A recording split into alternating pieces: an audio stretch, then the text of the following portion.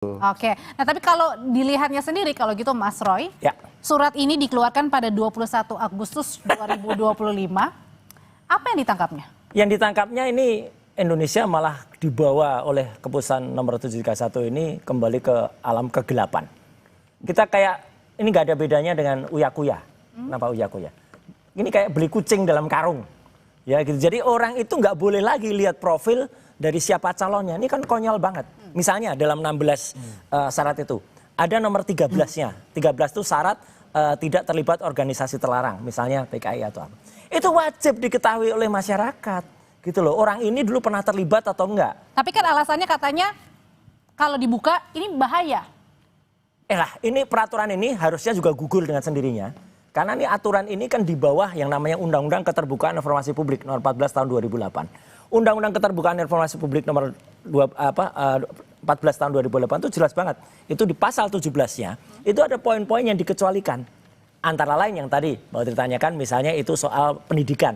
Pendidikan itu bukan ijazah. Ijazah harus ditampilkan. Yang tidak ditampilkan misalnya adalah KHS, kartu hasil studi. Kalau itu saya setuju, sama dengan tadi analogi Pak Arief ya. Kartu hasil studi misalnya adalah orang ini nilainya berapa. Karena terlalu detail juga gitu. Iya, justru malah ketika kemarin Mabes Polri nampilkan itu sebagai hasilnya Jokowi misalnya. Nah itu sebenarnya melanggar sebenarnya. Tapi ya kita senyum aja gitu. Nah ini malah justru kudet, gitu, katrok gitu. Jadi ngapain KPU itu harus membuat aturan yang itu nanti toh pasti akan dibuka kalau ini digugat melalui KIP. Komisi Informasi Pusat ya atau publik itu pasti nanti akan digugurkan dan KPU nanti malah malu lagi nanti udah bikin aturan yang tidak populer bagi masyarakat. Tapi kalau tadi bilangnya dengan alasan bahaya, apanya yang bahaya? Negara ini kok malah makin menutup diri terhadap keterbukaan informasi publik. Ini kan tujuannya sebenarnya hanya ingin membantu ijazah, tapi lupa dia. Di situ ada 15 yang lain, termasuk nomor 13 tadi, soal syarat-syarat G30 SPKI, surat pernyataan bermartabat cukup yang disebut sebagai bakal calon. Masa itu dikecualikan semua? Lah kalau itu dikecualikan semua, aneh. Kalau menurut saya ini KPU nih, tolonglah kembali ke zamannya Pak Arief nih. Zaman Pak Arief tuh KPU tuh terbuka banget, kita enak main ke sana gitu. Saya juga barusan ngalami ketika kemarin saya dengan teman-teman dari Yakin ya, Yayasan Advokasi untuk itu untuk membuka data-data Sirekap ya. Kita sudah menang keputusan KIP.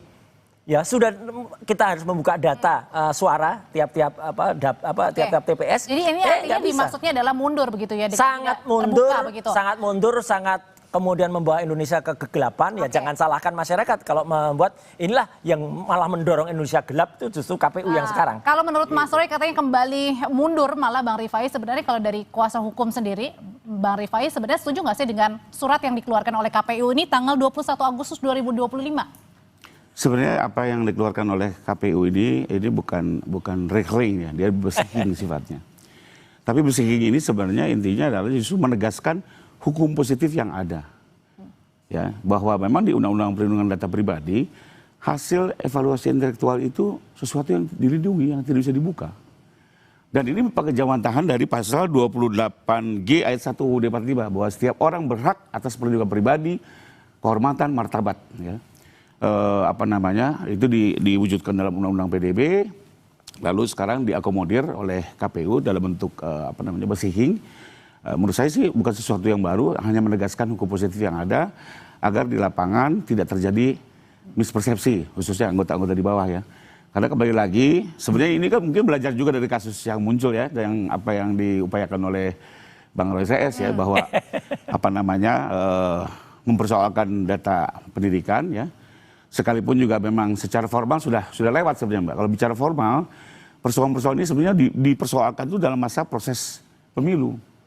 Setelah pemilu selesai, itu undang-undang jelas tidak bisa lagi dipersoalkan. Tapi kemudian juga ada yang mempertanyakan begitu, kenapa timingnya pada saat sekarang? Dan sebenarnya poin yang tadi disampaikan Pak Rifai itu saya setuju, misalnya itu terkait dengan hasil ya, hasil akademik. Ya misalnya KHS, oke, sekali lagi.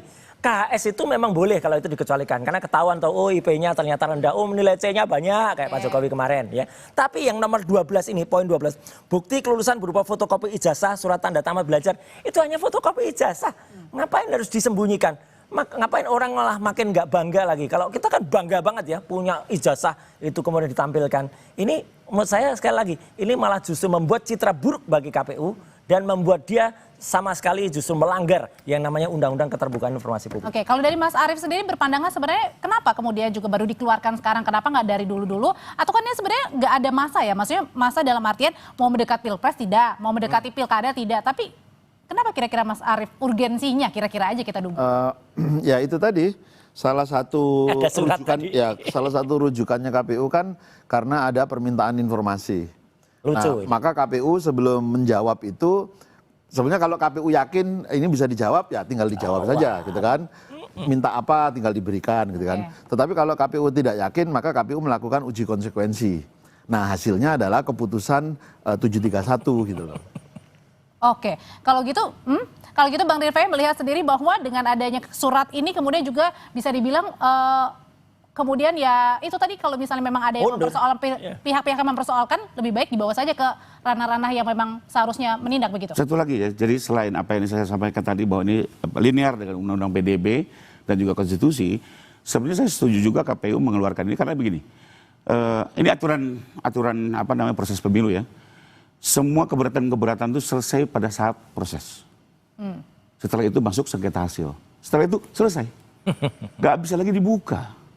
Mohon maaf Mbak, kebetulan saya kuasa Prabowo Gibran di MK, setelah itu ada gugatan dari PDIP.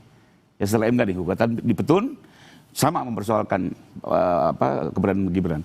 Hasil Petun apa? Sudah selesai. Tapi kemudian Tidak dari bisa lagi masuk gitu. Jadi Oke. kenapa? Karena ini jangan sampai merusak tata agenda ketatanegaraan. tapi kemudian juga dari Karena setelah ini kan terpilih presiden, Nah, presiden bekerja, kalau gitu nggak usah pakai syarat aja kebijakan. besok. Bayangkan kalau ini dibatalkan, semua kan akan rusak semua Oke, ketatanegaraan. tapi kemudian juga ada yang secara mempertanyakan proses, juga dari anggota DPR kalau begitu transparansinya di mana? Hilang, nggak ada. bukan dari awal, sudah ada masanya Mbak. Oh, berarti harusnya sudah selesai. Pada saat awal data-data ini muncul, masyarakat boleh keberatan, Nggak, tapi nggak. harus menerima keberatan. Ada klausul setelah ini, itu Pak ya, Rifai. setelah keberatan apa? Bisa diuji gugat ke MK. Nah. Soal ijazah kan banyak sekali digugat di MK. Nggak, ada Tapi setelah klausul putus selesai, sudah dong gitu loh. ketika dulu kita menandatangani form ya, misalnya form pengunduran diri, itu selalu ada keterangan di situ. Bila sewaktu-waktu pernyataan ini tidak benar, maka saya sanggup mengundurkan diri. Itu yang terjadi. Jadi sewaktu-waktu itu timeless, nggak ada waktunya. Kalau ternyata kemarin belum ketahuan, misalnya Gibran tuh katanya nggak lulus SMA misalnya, atau Jokowi itu ternyata tidak lulus UGM, ya udah sewaktu-waktu bisa. Gitu Oke. loh. Itu harusnya itu berlaku. Jadi tidak hanya kemudian dibatasin, kemudian waktu, kemudian ada daluarsa. Kayak Sylvester aja nyari-nyari daluarsa. Oke, kalau gitu pertanyaan selanjutnya adalah sebenarnya apa dampak ketika KPU mengeluarkan ini tidak bisa membuka lagi secara langsung ke publik data-data capres-cawapresnya begitu. Apa dampaknya sebenarnya? Usai jeda ya, tetap bersama kami di Sapa Indonesia Malam.